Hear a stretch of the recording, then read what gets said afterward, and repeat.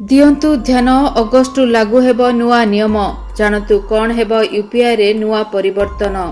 नमस्कार डीटीवी ओडिया रो एही स्वतंत्र उपस्थापना को आपण समस्त को स्वागत। दर्शक बंधु कौन आपण माने ऑनलाइन पेमेंट करिबा पई फोन पे गूगल पे किंबा पेटीएम भली यूनिफाइड पेमेंट्स इंटरफेस रो व्यवहार करूछंती कि तेबे आपण मानकू एही एप्स गुडी को व्यवहार करिबार उपाय को बदलाइबा को पड़ी पारे। National payment corporation of India आसंता अगस्ट मास 1 तारिख रु नुआ नियम आनिबाकू जाउछि, जहा द्वारा यूपीआई ट्रांजैक्शन नियम संपूर्ण भाबरे बदली जिवो। लागू हेबो नुआ नियम। सूचना अनुसार एनपीसीआई एबे नुआ एप्लिकेशन प्रोग्रामिंग इंटरफेस नियामक गुडी को बैंक एवं पेमेंट सर्विस प्रोवाइडर मानक उपरे लागू करिबाकू जाउछि। एहार मूल उद्देश्य यूपीआई सिस्टम को आहुरी त्वरित सुरक्षित एवं भरोसा योग्य करिबो, जहा द्वारा सर्वर डाउन किंबा आउटेज भली समस्या मुक्ति मिलिबो। एपरी परिवर्तनर प्रभाव यूपीआई यूजर्स डिजिटल पेमेंट उपरे पड़िबो। तेबे एठारे कहि रखुछु जे परिवर्तन आसंता मासरु देखिबाकू मिलिबो। एहा जोगु बैलेंस जांच पई सीमा, ऑटोपे पेमेंट समय स्लॉट एवं पेमेंट स्थिति जांच पई सीमा भली परिवर्तन हेबो, जार सीधा सड़क प्रभाव उपभोक्तांक उपरे पड़िबो। बैलेंस जांच करिबार सीमा रिपोर्ट अनुसार एही परिवर्तन कारणरू यूपीआई यूजर्स एप्लिकेशन जरिया रे दैनिक 50 थर पर्यंत ही निज अकाउंट रे जमा राशि देखि परिबे। एहा द्वारा बारंबार एपीआई कॉल ह्रास पाइबो एवं सिस्टम धीमा हेबो नहीं।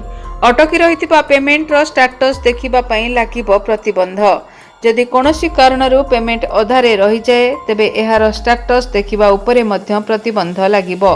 आपण केवल 3 थर ही पेमेंट रो स्टेटस जांच करि परिबे। प्रति स्टेटस जांच पई 90 सेकेंड रो व्यवधान रखिबाकू हेबो।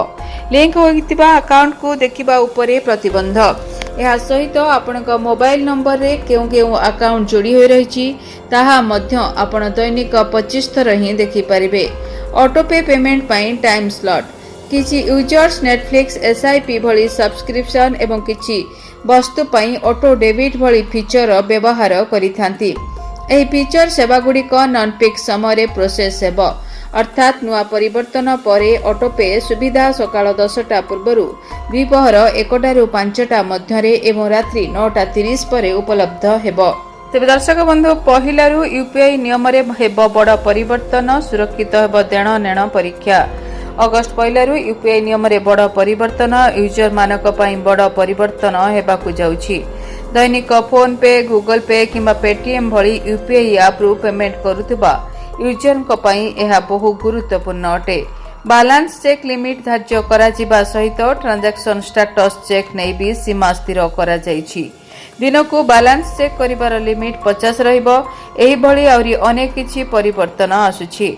National payments corporation of India अर्थात एनपीआई यूपीआई को अधिक द्रुत सुरक्षित एवं भरोसा योग्य करिबा पई एही नुआ नियम लागू करिबाकू जाउछि। एही परिवर्तनर प्रभाव लोकंकर दैनंदिन डिजिटल पेमेंट उपरे पड़िबो।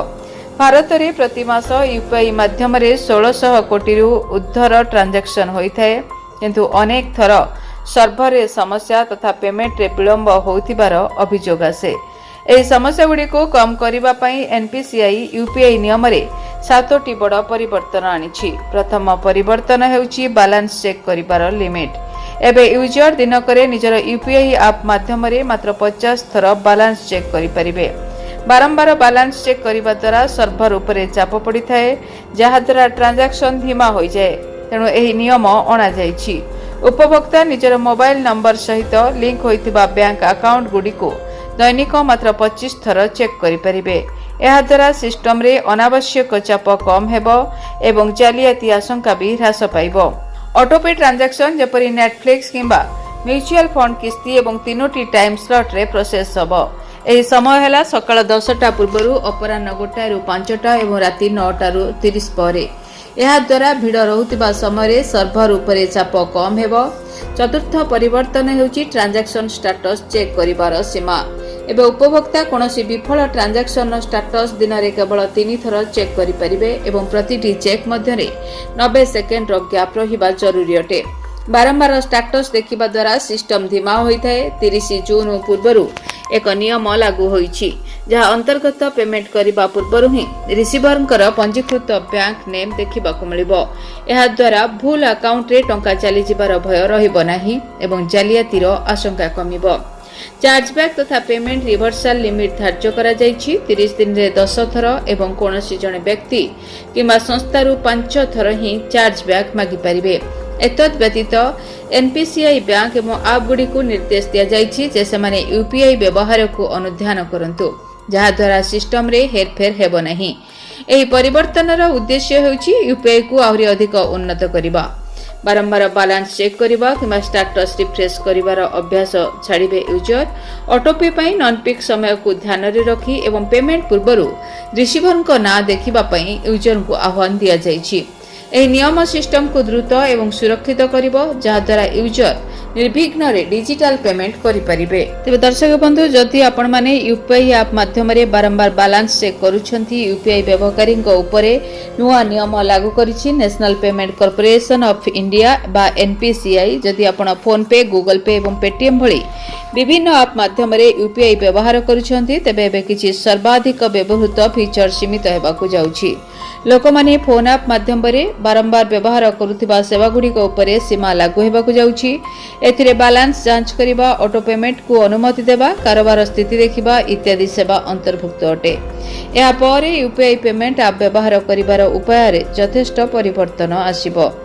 ଅଗଷ୍ଟ 1, 2025 ଠାରୁ ୟୁପିଆଇ ବାଲାନ୍ସ ଯାଞ୍ଚ ଏବଂ ଅଟୋ ପେମେଣ୍ଟ ଉପରେ ନୂତନ ନିୟମ ଲାଗୁ କରିବାକୁ ଯାଉଛି ଏନ୍ପିସିଆଇ। ଏବେ ଆପଣ ଗୋଟିଏ ଦିନରେ କେବଳ 50 ଥର ବାଲାନ୍ସ ଯାଞ୍ଚ କରିପାରିବେ ଏବଂ ପିକ୍ ସମୟରେ କୌଣସି ଅଟୋ ପେମେଣ୍ଟ ବନ୍ଦ ହେବ ନାହିଁ। ସମସ୍ତ ଉପଭୋକ୍ତାଙ୍କ ପାଇଁ ଉତ୍ତମ ସେବା ପ୍ରଦାନ କରିବା ପାଇଁ ଏନ୍ପିସିଆଇ ଏହି ପଦକ୍ଷେପ ନେଇଛି। ଆରମ୍ଭରେ କିଛି ଅସୁବିଧା ହୋଇପାରେ, କିନ୍ତୁ ଦୀର୍ଘକାଳୀନ ଭାବରେ ଏହି ପରିବର୍ତ୍ତନ ବ୍ୟବହାରକାରୀଙ୍କ ପାଇଁ ଲାଭଦାୟକ ପ୍ରମାଣିତ ହେବ ବୋଲି ଏନ୍ପିସିଆଇ ପକ୍ଷରୁ କୁହାଯାଇଛି। ଏନ୍ପିସିଆଇ ମେ 21 ତାରିଖରେ ଏକ ସର୍କୁଲାର ଜାରି କରିଥିଲା।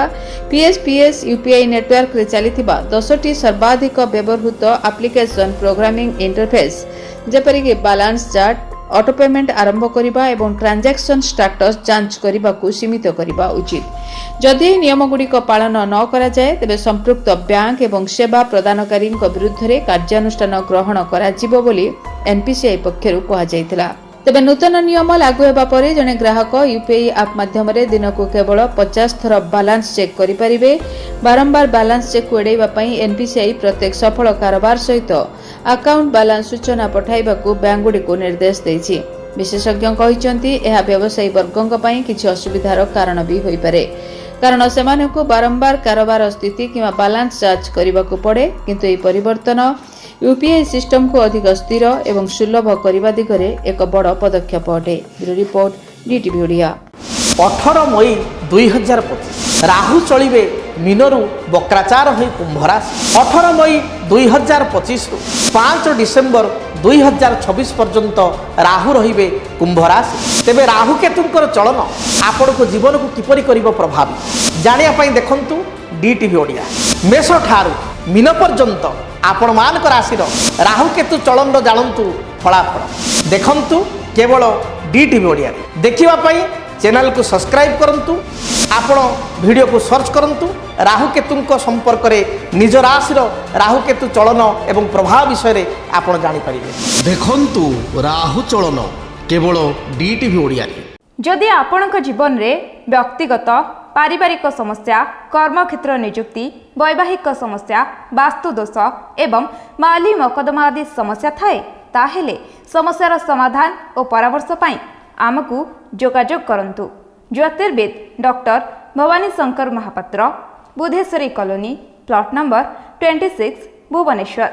Phone number 9776833302 9439444924। ଆମର ୱେବସାଇଟ୍ www.srijagannathastro.com। DTV ଓଡ଼ିଆ ଦେଖିବା ପାଇଁ ସବସ୍କ୍ରାଇବ୍ କରନ୍ତୁ ଏବଂ ବେଲ୍ ଆଇକନ୍କୁ ମଧ୍ୟ ଦବାଇ ଦିଅନ୍ତୁ।